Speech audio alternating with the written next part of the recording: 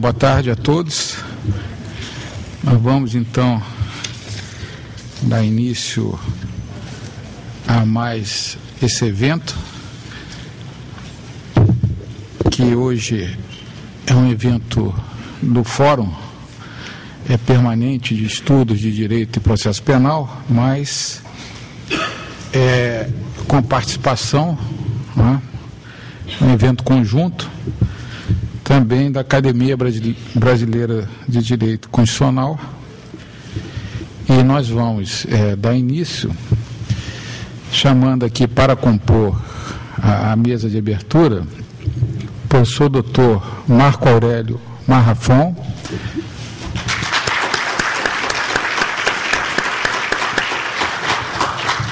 que é o presidente da Academia Brasileira de Direito Constitucional, professor de Direito e Pensamento Político da Universidade do Estado do Rio de Janeiro, mestre e doutor em Direito do Estado, com estudos doutorais na Universidade della Studi Roma III. Vamos também convidar a participar dessa mesa de abertura o professor Flávio Pansieri, isso?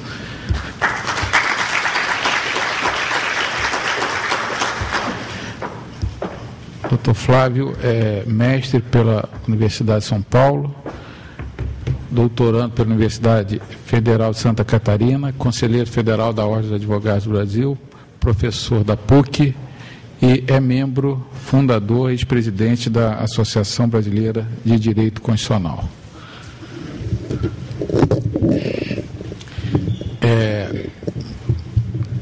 Eu vou, então,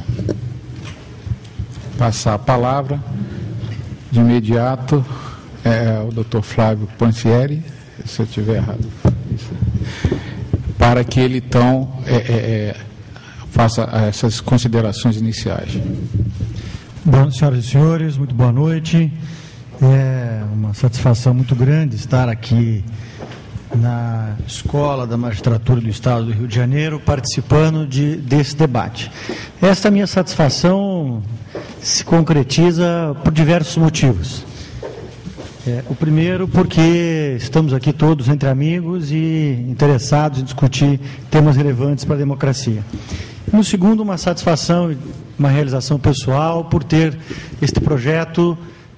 um envolvimento direto da Academia Brasileira de Direito Constitucional, entidade que tive a oportunidade de ser o seu primeiro presidente,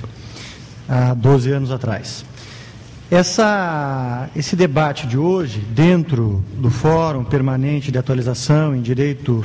Processual Penal, que tem como nosso anfitrião de hoje o desembargador Paulo Baldez, que é o coordenador do Fórum Permanente de Atualização em Direito Processual Penal da Emerge, que, por sua vez, tem também no seu DNA a democracia, pois filho de Miguel Baldez, figura lendária, né?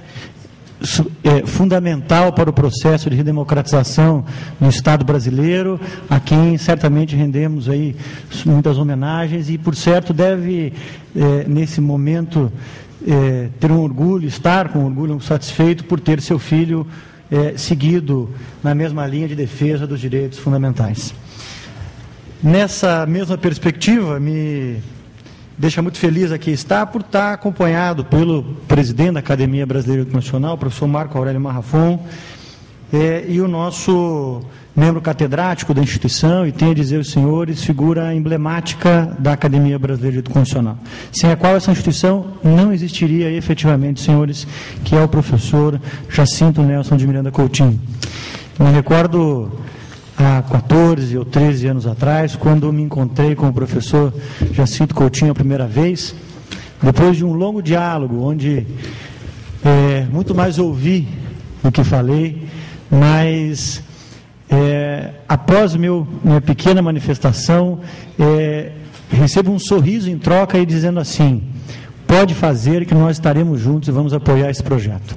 O professor Jacinto Coutinho é um dos grandes idealizadores desse projeto, porque tem na sua existência também o DNA da democracia e das liberdades individuais. O convite e a idealização pelo nosso caro professor e desembargador aposentado hoje, Geraldo Prado, que será o coordenador do curso de especialização em Direito Processual Penal na Academia Brasileira de Constitucional aqui no Rio de Janeiro. Esse convite ele tem, talvez não intencionalmente, mas um substrato muito importante, porque mais uma vez assim estamos juntos num recomeço. Um recomeço, não mais agora na cidade de Curitiba, mas no Rio de Janeiro, e tem você aqui como o nosso grande batonier, aquele que poderá, que iniciará esse trabalho junto com o Geraldo Prado e com o Leonardo Costa de Paula também, que é um grande aí, coordenador adjunto deste projeto. Pois bem, a mim foi dada a incumbência de brevemente falar um pouco sobre o que é a Academia Brasileira de Direito Constitucional, para vocês, para muitos aqui que talvez não saibam, não conheçam a instituição. A instituição surge há 12 anos atrás, há 14 anos atrás, num projeto de acadêmicos e profissionais e professores de todo o país, que se realiza e se efetiva em instituição a partir do ano 2000, com um ideário que pretendia unir diversas correntes do direito constitucional brasileiro, compreendendo que o direito constitucional não pertence aos constitucionalistas. Este é o ponto fundamental disto, que o direito constitucional só se constrói a partir de um diálogo permanente entre as diversas áreas do direito, e que teve, desde seu primeiro momento, inúmeros professores catedráticos, como o professor Jacinto Danilo Coutinho, mas também José Afonso da Silva, Paulo Bonavides, entre outros tantos professores, partindo de uma premissa que nós não faríamos uma análise sectária ideológica. Por isso temos como membros catedráticos da nossa instituição, tanto o professor Paulo Bonavides, como o professor Ives Gander da Silva Martins. Uma perspectiva de construir, pela primeira vez no país, uma instituição que pudesse congregar diferentes visões, vamos dizer assim, do direito. Este projeto se desenvolveu ao longo de tempo sob 3 premissas fundamentais: grupos de estudos que funcionam até hoje em todo o país, com bolsas de estudos, inclusive, financiadas por essa instituição. Em seguida, com a revista da Academia Brasileira de Direito Constitucional, que hoje ela se divide em 2 revistas, uma focada em democracia e desenvolvimento, e a outra que é aberta, que contempla os grupos de estudos, também os anais dos simpósios, que é distribuída hoje gratuitamente, as que são impressas fisicamente para diversas universidades em todo o país e no mundo. E, além disso, nós temos ainda, além dos grupos de estudo da revista, os cursos de pós-graduação, que no Paraná hoje já estão aí no seu 9º ano de edição dos cursos, e ainda o Simpósio Nacional de Direito Constitucional, que é realizado de 2 em 2 anos, até este ano na cidade de Curitiba. E, a partir desse ano, sob o comando do professor Dr. Marco Aurélio Marrafon, que é o nosso presidente, começaremos também com eventos regionais em outras capitais brasileiras, sempre nos anos ímpares, e nos anos pares o Simpósio Nacional, que, ao que tudo indica, continuará sendo realizado na cidade de Curitiba. Esse breve histórico, senhores, ele serve para nos posicionarmos e nos apresentarmos aos senhores todos que têm, nesta instituição, a Escola da Magistratura do Rio de Janeiro, um grande referencial. A todos nós da Academia Brasileira Constitucional, e quero aqui, não tomando as vezes do atual presidente, mas dizer que é um grande prazer poder participar de um projeto como esse, de um fórum tão importante como esse, que é o Fórum Permanente de Atualização em Direito Processual Penal, conectado efetivamente com interesses a fortalecer cada vez mais o processo democrático, seja ele através não apenas a partir do direito eleitoral, mas também a afirmação da democracia a partir de uma compreensão constitucional do processo penal e do direito penal brasileiro. Nessa medida, eu encerro minha fala dizendo que este recomeçar aqui, este início de trabalho no Rio de Janeiro, por certo, levará a um profícuo trabalho desta instituição, e esperamos aí poder continuar com essa relação e com essa parceria com a Emerge por um longo período, porque imagino eu que caminhamos lado a lado, e não em sentidos opostos, no mesmo sentido, que é a busca pelo desenvolvimento da democracia em nosso país. Muito obrigado.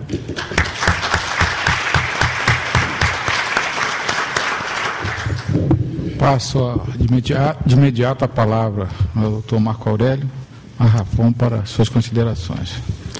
Muito obrigado, desembargador Paulo Valdez. Gostaria mesmo de agradecer pela oportunidade de estar aqui hoje, cumprimentando inicialmente o presidente de mesa, o professor Fábio Pancieri, os demais professores e alunos que aqui encontram, sem contar nossos grandes palestrantes da noite de hoje, o professor Jacinto, o professor Geraldo Prado,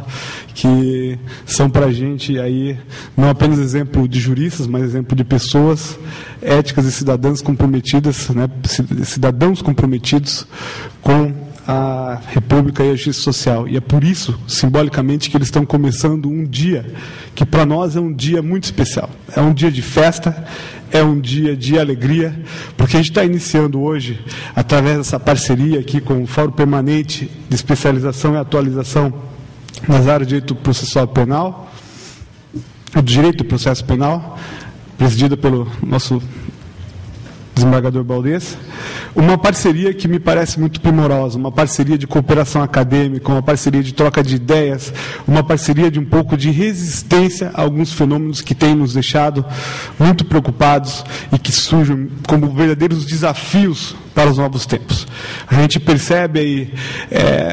já buscando um pouquinho nos diálogos com o Casara, movimentos sérios de fascistização da sociedade brasileira, movimentos sérios de vilipendiar os direitos fundamentais, ao invés de promover a expansão tão sonhada desde o início da Academia de Direito Constitucional. E, nesse sentido, cada vez mais a gente junta forças e um pouco do curso que a gente lança pela Academia sobre a coordenação do professor Geraldo Prado, de garantias e de processo penal e garantias fundamentais, é um pouco desse resultado de gente que quer fazer a diferença, de gente que quer tentar construir uma nova leitura. Eu assumi a presidência da Academia de Direito Constitucional ano passado com um inúmero de desafios. Nós tínhamos aí uma academia que já tinha uma grande força no sul do Brasil, projetos sociais, seja a Constituição para Jovens Cidadãos, seja as bolsas no curso de especialização, que a gente sempre procurou fazer uma bolsa social, uma bolsa para o mérito acadêmico através de concursos. No campo acadêmico também nós temos aí revistas, agora na versão eletrônica, mas as revistas da Academia de Direito Constitucional, elas já são distribuídas por todo o mundo, ou seja, uma instituição que começa com alunos e professores idealizadores e de repente se torna algo que realmente que cresceu, que faz a diferença, né, no seu âmbito de atuação. E, para além disso, a busca que se colocou e nesse diálogo travado inicialmente com o professor Geraldo aqui no Rio, era justamente do seguinte: olha, nós queremos contribuir e dialogar com novas frentes, contribuir e dialogar com o pessoal no Rio de Janeiro, com as faculdades aqui do Rio de Janeiro, e foi dessa tentativa, dessa construção da ideia de uma parceria que houve a oportunidade de nos abrirem as portas aqui para tentar contribuir com a vinda do professor Jacinto, com a busca do professor Geraldo, com o Fórum Permanente. Eu espero, desembargador Valdez, que nós possamos fazer sempre diversos eventos aqui no Emerge, em Curitiba, em Brasília, em todos os lugares do Brasil e, quem sabe, em outras terras também, dialogando com irmãos latino-americanos e de outros continentes também. Então, um pouco do dia de hoje representa essa busca que a Academia de Direito Constitucional, junto com o Fórum Permanente de Especialização em Processo Penal, tem com um compromisso de cidadania, de república, com a República Brasileira, com a justiça social. E esse compromisso deve-se cada vez mais se concretizar a partir de projetos em comum. E é um pouco disso que nós estamos fazendo aqui hoje. O tema hoje é de alta relevância. Nós sabemos aí que há inúmeras implicações em relação à ação penal 470 do mensalão, de índole jurídica, né, estudos que podem ser feitos sob o ponto de vista sociológico. Temos também aquelas questões que podem ser deturpadas pela via da interpretação ao longo, né, digamos, da força irradiante das decisões do Supremo Tribunal Federal no sistema de direito processual penal, e isso já mostra para a gente um pouco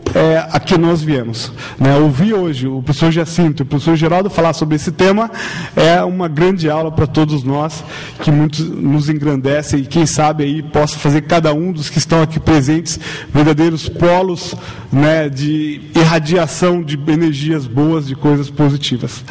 E eu vejo também que, além das discussões mais imediatamente voltadas ao campo do direito específico, a gente tem inúmeros desafios, né? Nós precisamos reconstruir a nação, quase, podemos dizer. A gente percebe que, quando a Academia de Direito Constitucional foi criada, havia um movimento muito interessante de saída de um ensino jurídico tecnicista, do bacharelismo liberal, para a construção de um espaço de emancipação a partir dos direitos fundamentais, especialmente a partir do campo proporcionado, um campo de atuação muito interessante, proporcionado pela Constituição de 88. E, nesse sentido, nós avançamos muito, fizemos discussões hermenêuticas de bastante importância, fizemos construções de direitos fundamentais de alta relevância, enfim, alguns pontos do constitucionalismo contemporâneo ficaram para trás. E um deles, por exemplo, é a organização do Estado brasileiro. Até em conversa recente com o professor Canottillo, ele disse, olha, vocês precisam estudar isso. Por quê? Possivelmente, nós temos aí uma chance histórica de construir e repensar a fórmula do Estado brasileiro de modo a fazer uma coisa que nós nunca conseguimos de maneira adequada, que é conciliar democracia e participação nos âmbitos local, regional e nacional com um país de grande extensão. Daí porque a necessidade de discutir, por exemplo, questões como o Pacto Federativo, importância da organização do Estado na questão democrática e para a realização dos direitos fundamentais, especialmente se considerado a ideia central de um estado de bem-estar social ainda presente na nossa Carta de 88. Do outro lado, me parece que nas questões macro, digamos assim, e até mesmo extrajurídicas, nós temos desafios políticos e institucionais muito sérios. Como eu estava dizendo antes, invocando a ideia de fascistização. Me parece que, um pouco diferente do que era o contexto de surgimento no final dos anos 90 da academia e da luta pelos processos de constitucionalização do direito nas diferentes áreas, um pouco da nova luta é uma luta pela liberdade política. É uma luta que não deve ser confundida com o neoliberalismo econômico e todos os males que o sistema tem causado, mas uma luta de resgate de um humanismo, onde nós precisamos imaginar que, se as coisas continuarem como estão, não vamos ter mais liberdade política em nosso país. Liberdade de opinião, recentemente está saindo no Facebook um advogado do interior de São Paulo que está proibido de ir às redes sociais, porque manifestou uma opinião contrária ao membro do Ministério Público. Nós temos dificuldade de lidar com a democracia. A cidadania brasileira ainda está em fase de amadurecimento e um pouco disso se torna um desafio para essa segunda década do ano 2000. Nós temos que pensar em liberdade e assentar a ideia de que, por exemplo, coisas básicas que a gente vai ver no curso, de condenado é diferente de acusado, o que parece que não existe mais. Tolerância, então, uma palavra que sumiu do nosso dicionário. Nós estamos assistindo aí a todo momento grupos fundamentalistas, e algumas vezes de esquerda ou de direita, mas o fundamentalismo muitas vezes está em todos os lados, o que vai trazer para a gente um compromisso para essa segunda década do ano 2000, com esse sentido da liberdade, que me parece que, se a gente brincar, nós vamos esquecer o que significa Estado democrático de direito. Um conceito simples, um conceito que todo mundo a priori entende com um significado semântico, mas que, se você for discutir a fundo, tem sido cada dia deturpado por formas autoritárias que encantam a partir de um certo populismo. No direito penal esse negócio é dramático. O populismo penal é uma coisa que a gente não tem quase mais controle na população. E aí fica difícil você falar em cultura da paz, e tolerância, em cultura de suportar a existência do outro, que isso é uma coisa talvez mais importante, central, num país intolerante. E é possível regredir, pessoal. As lutas que se iniciaram a partir da ditadura militar, onde muitos estudantes, idealistas, etc., morreram, podem ter que ser retomadas se a gente continuar nessa caminhada. E é por isso, desembargador Valdez, eu gostaria mesmo de agradecer a oportunidade de a gente estar aqui essa noite, de fomentar cada vez mais a parceria, eventos em conjuntos, e mostrar que, como bem destacou o professor Flávio, a ABD Const é uma casa da tolerância, é uma casa da diferença, que me parece hoje central, não só no nosso discurso racional, mas que a gente tem que aceitar o fato de que sem tolerância e sem respeito às diferenças, nós não construímos uma nação e nós não construímos um Estado de Direito. Então, professor Geraldo, agradeço imensamente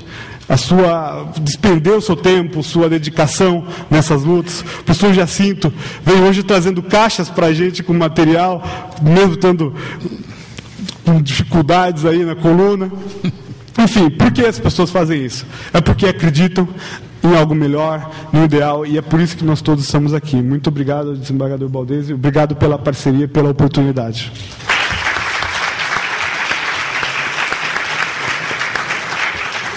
Bom, antes de convidarmos o professor Geraldo e o professor Jacinto, eu quero saudar aqui, em especial, o professor Marco Aurélio, o professor Flávio, e dizer que a parceria que a Emerge tem procurado buscar, né, não só com a BDCOM, é sempre no sentido de levar, de abrir a nossa escola, né, as discussões democráticas, a trazer para dentro da nossa escola essa demanda que a gente enxerga como necessária e cada vez mais necessária diante do momento que nós vivemos, de que a gente possa aqui discutir, né, e até certo ponto, né, fazer o contraponto e resistir essas investidas, né, que a gente tem observado em relação ao Estado Democrático de Direito, né? Enfim, essa possibilidade da Emerge abrir essas parcerias, né, deve-se muito, né, aos nossos diretores, já da gestão passada, a desembargadora Leila Mariana, hoje presidente do Tribunal de Justiça, e na gestão atual, o desembargador Sérgio Verani, né, que é o diretor atual da Emerge. De modo que o espaço existe, né, e a gente tem que ocupá-lo com esses debates democráticos. Então, por isso, eu queria fazer uma saudação ao professor Flávio, ao professor Marco Aurélio, também aos desembargadores que aqui estão presentes, né, o desembargador Noronha, os juízes, defensores públicos, que eu aqui vejo, membros do Ministério Público, assessores, serventuários e estudantes que estão aqui para interessados, né, nesse debate democrático que nós vamos certamente proporcionar hoje com a presença dos professores Geraldo e do Jacinto. Bom, eu queria, então, enfatizando essa questão da importância dessas parcerias, né, dizer que essa preocupação que foi exposta tanto pelo professor Marco Aurélio quanto pelo professor Flávio, é uma preocupação real que nós estamos percebendo, né, todos aqueles que atuam no dia a dia forense enxerga isso, só não enxerga se não quiser, não é? Então a gente tem observado que com a nossa Constituição, que é uma Constituição plena em garantir direitos, enfim, ela parece que teve um ápice, né, algum tempo atrás e vem sofrendo, né, assim, uma desconsideração alarmante de alguns setores jurídicos e sociais, né? E a gente não pode deixar escapar, né, aquilo que se conquistou com muita luta, com muito sacrifício, e tem que resistir, né? Tem que resistir, é como se fosse uma queda de braço, né? Então puxa a corda para lá, puxa para cá, para tentar firmar definitivamente em nosso país uma cultura democrática, né, na sua mais ampla extensão. Então, portanto, é com muito prazer que a gente está aqui participando hoje desse evento em conjunto com a Academia Brasileira de Direito Constitucional, que também tem aí, certamente, como ficou claro, né, evidenciado, a gente congrega esses objetivos, né, de discutir sempre a democracia, e, portanto, com imenso prazer, imensa satisfação, que eu vou chamar a compor a mesa o nosso queridíssimo, já acho conhecido de todos, professor doutor, desembargador Geraldo Prado, né, que é professor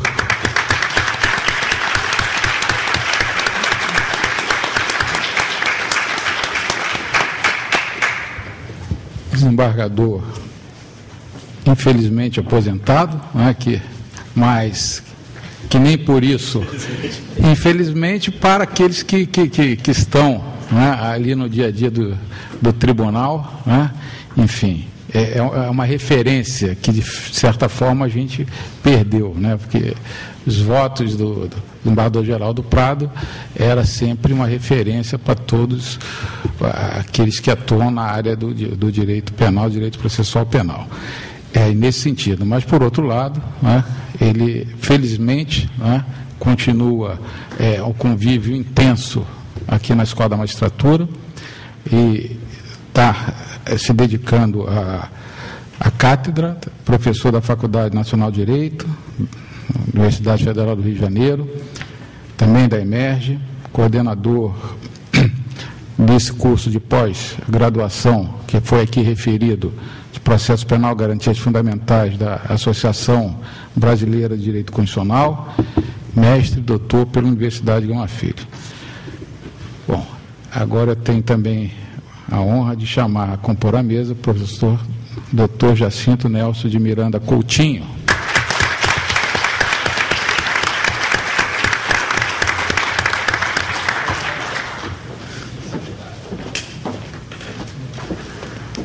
Professor Jacinto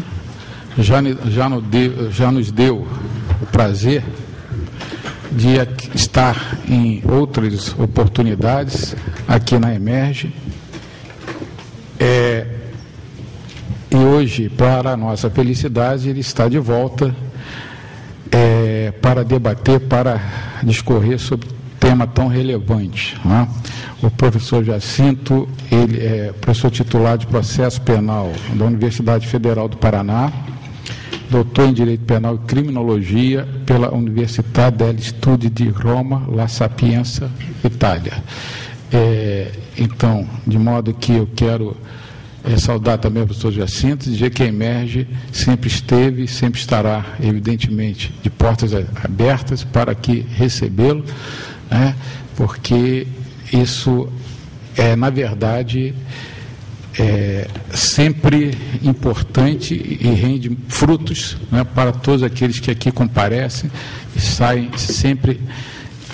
revigorados com suas palestras. Então, muito obrigado pela sua presença. Eu vou, então, começar a passar de imediato a palavra ao professor Geraldo Prado, para que ele dê início à palestra. Cordial boa noite a todos. Eu quero dizer, inicialmente, que os últimos dias têm sido dias de profunda emoção para mim. Na semana passada, eu fui homenageado, em alguma medida, com a honra de poder registrar o relançamento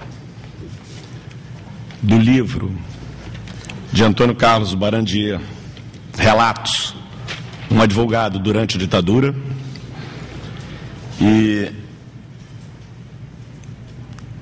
estar ao lado de um brasileiro e de tantos outros brasileiros que estavam naquele evento no Instituto dos Advogados Brasileiros, que militaram intensamente pelo fim da ditadura civil-militar neste país, e experimentar, ficar ali, sentir, viver alguns minutos com profissionais, com seres humanos, com brasileiros que, quando a ditadura parecia ser para sempre, souberam dizer não. Aquele momento foi um momento especial, e hoje este também é um momento para mim particularmente especial, porque recebi a incumbência que aceitei com muito orgulho da Academia Brasileira de Direito Constitucional, cujas atividades nesses mais de 10 anos de existência são orgulho para o pensamento constitucional brasileiro, de tentar coordenar, ao lado dos professores Leonardo e Antônio Pedro, que estão aqui presentes, aos quais eu presto também homenagem, porque são os que estão, de fato, materialmente à frente desse trabalho, um projeto no Rio de Janeiro que possa repensar as bases dogmáticas do processo penal aqui em Curitiba, no Rio Grande do Sul, em Porto Alegre, no Recife, em todo o Brasil, sem medo. Como eu disse na semana passada, ao me referir a Barandier, não exatamente com coragem, mas com dignidade. Um projeto dessa envergadura, que se pretende consistente do ponto de vista dogmático e crítico, ele é um projeto político. E, como tal, ele nos obriga a posicionamentos, a vestir camisas, a escolher lugares, a escolher lados. E é uma honra para mim, professor Marrafon, é uma honra para mim, professor Flávio, ter recebido essa incumbência. Procurarei desempenhar, sair melhor que puder nesta caminhada, né, nesta trajetória, com esta incumbência. E as palavras do professor Marrafon me tocaram de tal forma, especialmente, eu havia separado um texto de ninguém menos do que o ministro Evandro Lins e Silva, para, ao longo da palestra, situar a nossa discussão hoje. As palavras do presidente da Academia Brasileira de Direito Constitucional me tocaram de tal modo, de tal forma, por conta do projeto que nós queremos juntos levar à frente, que eu resolvi iniciar e prestar homenagem a todos vocês aqui, relembrando este grande brasileiro, Evandro Lins e Silva. E é uma dobradinha, porque eu relembro Evandro a partir de um texto de Antônio Evaristo de Moraes Filho, publicado na revista RT, cujo título é A Prisão Cautelar na Lei de Segurança Nacional, um atentado à liberdade.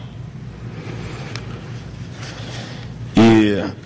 claro, Evaristo falava da nossa última Lei de Segurança Nacional, aquela que sucedeu as que condenavam à morte brasileiros que se opunham à ditadura militar,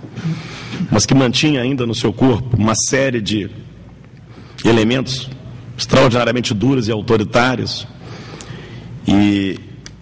entre estes elementos, ou entre estes institutos consagrados, havia a possibilidade da autoridade policial, fora dos casos de flagrante delito e sem qualquer tipo de fundamentação, ordenar prisões por um tempo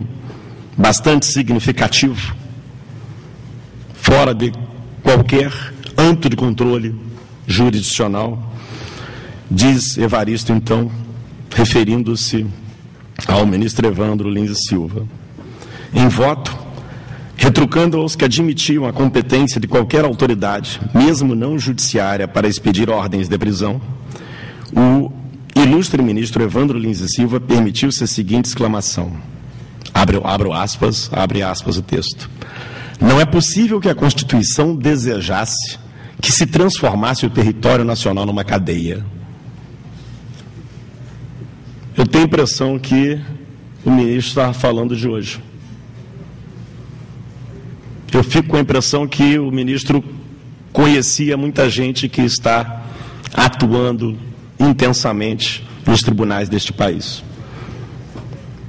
Não é possível que uma Constituição da Liberdade, como disse o professor Marrafon, pudesse pretender transformar o território nacional numa grande cadeia. Então, eu me sinto emocionado e profundamente honrado de completar esse ciclo que começou semana passada com homenagem a Antônio Carlos Barandier, abrindo essa jornada uma jornada de convergência, de uma escola da magistratura, como disse o desembargador Paulo Baldez, que na última gestão foi dirigida pela atual presidente do Tribunal de Justiça, Leila Mariano, e atualmente é dirigida pelo desembargador Sérgio Verânia, com um DNA de Estado de Direito, de liberdade, de tolerância, de democracia, em uma atividade convergente com a Academia Brasileira de Direito Constitucional, falando daquilo que mais efetivamente me preocupa, que é a maneira como, de forma drástica, o Estado de Direito está sendo constrangido em nosso país. Muito claramente, aliás, é uma fala absolutamente técnica que eu farei aqui, é uma fala absolutamente de direito processual penal, mas com camisa vestida, com clareza de pontos de vista, sem nenhum tipo de tergiversação. Há os que defendem o Estado de Direito, há os que estão contra o Estado de Direito. E não há meio termo e não há conciliação. É por aí que a gente vai andar um pouquinho. Então, esse é o contexto da honra e do prazer de estar aqui presente. Particular e especial, dividindo a mesa com o professor Jacinto Nelson de Miranda Coutinho, nosso professor de todos nós. E para homenagear Jacinto, basta reproduzir a belíssima referência que o professor Nilo Batista fez a ele durante a banca de defesa de tese de doutorado do professor e juiz Rubens Casara, dizendo que durante muito tempo o direito processual, a doutrina do processo penal brasileiro, ela ficou limitada a esse eixo Rio-São Paulo e um diálogo que nós veremos, um diálogo estranho, um diálogo meio diálogo de surdos, com protagonismo que excluía qualquer outra forma de encarar os sistemas de administração da justiça criminal, de adjudicação de responsabilidade penal, até que um dia esse avião da ponte aérea que cruzava Rio-São Paulo percebeu que não podia mais evitar Curitiba, evitar o Paraná, porque ali havia uma escola de processo penal, uma escola genuinamente de processo penal, com um extraordinário processualista penal, que tem nas suas lições, carrega nas suas lições esse mesmo DNA de liberdade e de defesa do Estado de Direito mencionado pelo professor Marrafon. Então, já de algum tempo, não há como contornar o Paraná, a Universidade Federal do Paraná, Curitiba, e deixar de absorver as lições de processo penal de Jacinto Nelson de Miranda Coutinho. Daí, professor, faço minhas as palavras do professor Nilo Batista e reitero a honra de dividir a mesa com um colega, amigo e especial mestre. Tema: efeitos e tendências do julgamento da ação penal 470 no direito processual penal brasileiro. Não é um tema para uma conversa ou para uma palestra, é tema para várias, mesmo que se eleja uma única ótica, uma única perspectiva, que se queira caminhar por um único ângulo, que é o que eu escolhi. Mas ainda assim, e correndo o risco de simplificações, que em um texto futuro, certamente verão um desenvolvimento maior e permitirão que todos vocês tenham acesso aos textos de base com os quais eu trabalhei para esta reflexão primária. Eu gostaria de começar relembrando um trabalho meu de 2003, que foi apresentado no Seminário Internacional do Instituto Brasileiro de Ciências Criminais, em São Paulo, e que virou um pequeno livro, crítica à jurisprudência do Superior Tribunal de Justiça no que concerne as interceptações telefônicas, para dizer que direito e o direito processual penal também vivem da crítica à jurisprudência. O professor Lênin Streck, com frequência, requisita para a crítica à jurisprudência um lugar importante, um lugar que quebra uma espécie de hierarquia perversa do ensino jurídico brasileiro, que concede à jurisprudência e àqueles que dizem o direito, aparentemente, um lugar de superioridade intelectual, quando o que eles têm é um lugar de autoridade legal constitucional. Uma sentença transitada em julgado, ela tem um determinado poder jurídico, mas não necessariamente o poder de nos convencer dos seus argumentos. Não é porque transitou em julgado uma decisão que aquilo que está dito se torna verdade absoluta. Res judicata facie albo nigrum et de quadrado rotundum. Isso vale para os efeitos, eventualmente para os efeitos de uma decisão relativamente às partes. E mesmo assim, no que diz respeito ao direito processual penal, no que se refere ao direito processual penal, de forma bastante limitada. Mas no que concerne à dogmática, à doutrina emitida a decisão, é tarefa nossa questioná-la, examinar as suas premissas, ir a fundo nos seus fundamentos, buscar o que, diria Michel Mihaly, não se enxerga a olho nu, mas está o tempo todo presente. E aqui, volto a dizer, a minha fala é uma fala do processo penal, eu pretendo que seja uma fala do direito processual penal, mas um processualista penal que não leva em consideração que este processo, e eu não sou partidário de A, B ou C, deixo isso muito claro nesta fala, mas um processualista penal que não leva em consideração que neste processo estão em jogo dois momentos, duas situações absolutamente extraordinárias para a vida política brasileira. A de 2003, quando pela primeira vez na história a oposição chega ao poder neste país pelo voto. E a segunda e importante situação que eu pretendo explorar, e veremos isso, pelo menos o meu objetivo é trabalhar nos limites do direito processual penal, mas não nos limites como uma certa dogmática formalista enxerga o direito processual penal. Uma segunda situação relacionada à insatisfação com esse estado de coisas e ao desejo de retorno ao que era antes. Há um desejo de alguns setores das nossas elites de voltar a um estado, a um estágio que foi balançado, que foi atingido duramente por essa surpreendente situação eleitoral de 2003. É neste quadro que se inicia a minha fala.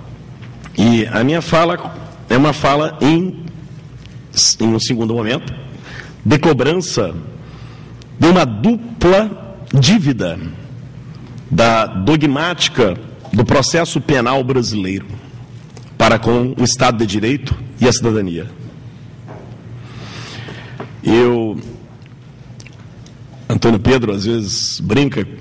fala que eu sou um tanto exigente ou chato, mas mais para chato do que para exigente. Eu digo que boa parte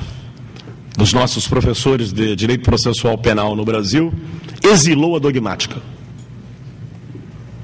Enviou a dogmática do processo penal para um exílio e atua a partir de uma concepção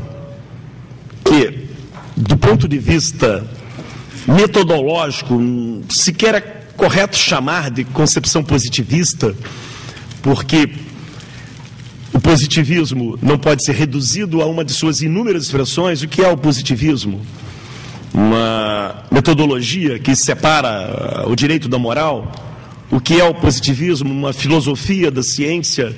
que adota métodos de causalidade para a determinação de certos eventos, para a compreensão de certos eventos. Positivismo pode ser muita coisa, mas como grande parte dos nossos professores de direito processual penal trataram esta disciplina ao longo da história, sequer se pode afirmar, sequer se pode dizer que o direito processual penal ele seguiu caminhos de alguma forma de positivismo, muito mais de um formalismo jurídico desatento, intencionalmente desatento à realidade. Um formalismo jurídico canhestro, algo que não foi privilégio nosso, em outras terras também, mas diferentemente do que ocorreu na Itália, por exemplo, não mereceu da doutrina brasileira, de um modo geral, salvo excepcionais, extraordinárias exceções, qualquer tipo de crítica, qualquer tipo de enfrentamento. Enquanto são inúmeros os textos de processualistas, de jovens processualistas penais italianos, buscando entender o seu passado recente, compreender de que modo aquele processo penal foi funcional a práticas de seletividade, de extermínio, de violência, de dominação política. O direito processual penal brasileiro, ele é paupérrimo, franciscano, no que concerne a esse tipo de investigação. É impressionante, professor Jacinto, e isso eu já mais ou menos conhecia, mas pensando na homenagem ao estimado Barandier, eu aprofundei as pesquisas nesta direção. É impressionante como a literatura sobre o Tribunal de Segurança Nacional, sobre as 9 leis de segurança nacional, sobre a interferência do modelo da segurança nacional, dos modelos de exceção num sistema chamado ordinário, em âmbito de processo penal, ao longo da nossa história, da doutrina brasileira, vão encontrar registro em relatos de advogados. Enquanto eu poderia citar mais de uma dúzia, meu Deus, mais de uma dúzia de trabalhos relativamente pontuais sobre a influência de um modelo de processo penal de exceção no modelo de processo penal ordinário em outros lugares. No Brasil, esta influência ela é detectada nos relatos de Evandro Lins e Silva, Heleno Fragoso, Evaristo de Moraes, Antônio Carlos Barandier. E para ficar com o professor titular de processo penal da minha universidade, Hélio Tornag, é como se não existisse. A doutrina do processo penal brasileiro, ela silencia, ela se omite no que concerne à análise das influências de um modelo de administração de justiça criminal que organiza o que a doutrina chama de juízo político, que é para usar aqui uma expressão talvez da referência sobre o tema, Otto Kirchheimer, o emprego do procedimento legal para fins políticos, que é parte significativa da história do direito processual penal brasileiro. A nossa doutrina não fala disso. São os nossos penalistas falando disso, não os nossos penalistas, são os nossos corajosos advogados que lecionavam direito penal falando disso, e os nossos processualistas discutindo a relação jurídica, discutindo o ônus da prova, discutindo a fragilização do sistema de garantias pelo